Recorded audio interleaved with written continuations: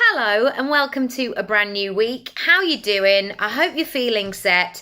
Loads to share with you this week, and we are kicking off strongly with some open questions. So if you're unfamiliar with my work or how it works, I talk about different things on different days. Monday is all about goal setting, setting yourself up for success for the week, for your life.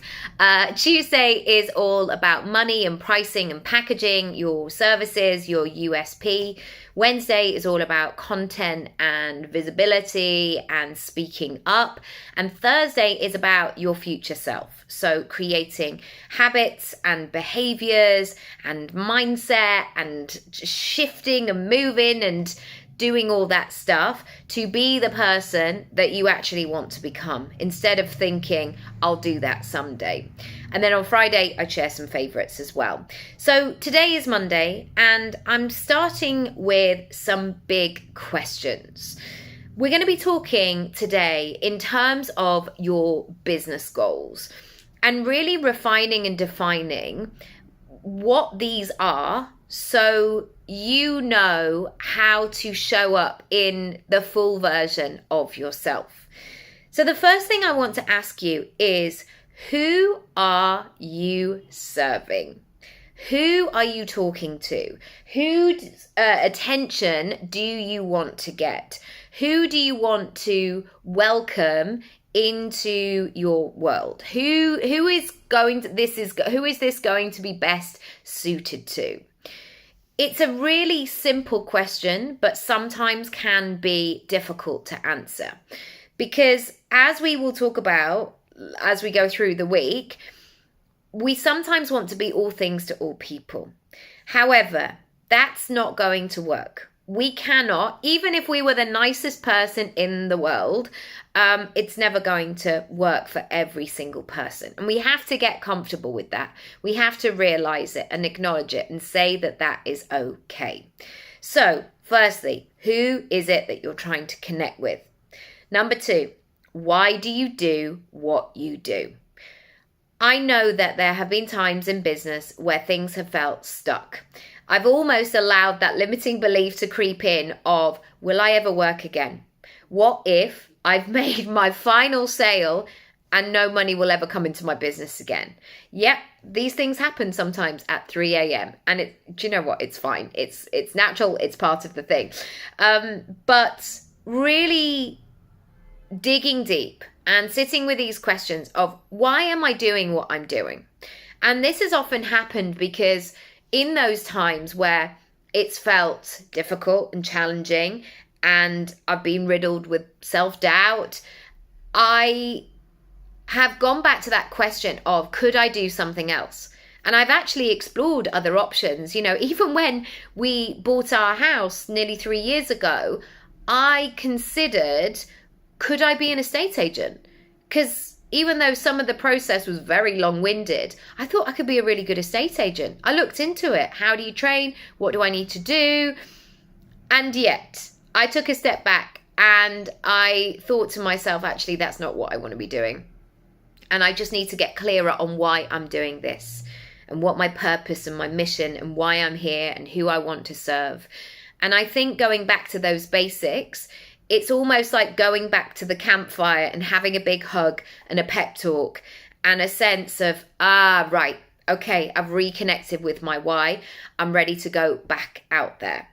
Number 3, who are you serving? Who are you serving and why are you the person to serve them? So this is about really connecting who they are, who you are, and why this is going to be a match. So you might say, well, I am a social media manager and I know that my clients need help and strategy with their social media strategy. Great, that is a problem and a solution. But why you? Why is somebody going to come to you over somebody else? What flavor, what additions, what differences do you bring to the table? One of the things that I can share all the time is, for years I felt really weird about the fact that I had a portfolio career, because I grew up in that time where it felt like it was greedy to have more than one choice, or it was a flippant mistake, like, oh, she can't make her mind up, that's why she's doing all of these things.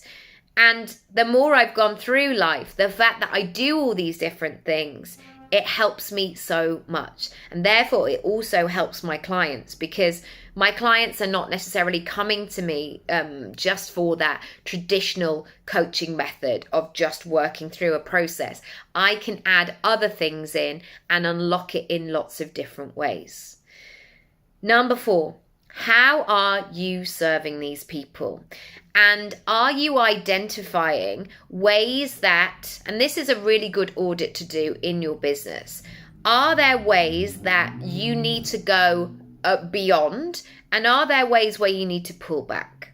So one of the things that I realized was, for my clients, and when they were stepping out of their comfort zone, the way that I was taught coaching was very much like, it's the client's responsibility. You're the coach, you hold the space, but what they do in their own time outside of this 60-minute session is totally up to them, and you have no part in that. However, I knew that there was something missing for my particular niche. And the thing that I find often with my clients, whoever they are, is that they are big dreamers, they're very ambitious, they're creatives, they've got ideas, they make stuff happen. But alongside those big highs of like, whoa, let's go, they're also human beings. They're also good people. They're also big-hearted. And sometimes with that comes a sense of, is this okay? They need that permission. They need that reassurance. Sometimes they need that confidence boost, because what they're trying to do, or they are doing, is outside the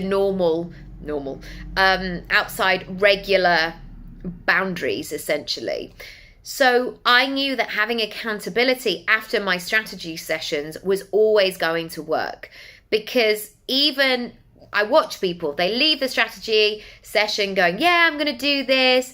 And then the next morning, many of them might wake up and go, wow, this feels a lot. How am I don't know where to start, or gosh, I don't know if I can do this, all of those things. The fact that they've got me at the end of the phone on WhatsApp saying, hi, what are we doing, what are we saying, what's happening, makes it much more likely that things are actually going to become in motion. Number 5, what is going to happen in the moment and a year from now? Now, I have nearly 15 years worth of data, essentially. I don't have it in a spreadsheet, or I don't have a percentage or a statistic for you. But over the years, most people have kept in touch with me that I have coached, or sometimes I bump into people, or a friend of a friend, or whatever it might be. And I I know what happens in the session, but I also then get the joy now of going back and seeing what's happened. So somebody, for example, that I coached when I was doing my coach training, I regularly see him, and to know now he is doing what was in his plan all those years ago. Obviously, I'm not taking all of the credit here. I was simply there as a facilitator, is so magic to me. And so I want you to really think about how you can support people in the long term. Really understand the value of what it is that you offer, and really put together your offering in that way, in that confidence of saying, do you know what? If you do X, Y, and Z with me, or if you join my course or book a session with me, or whatever it might be, it's going to be great in this moment because you're going to get X, Y, and Z.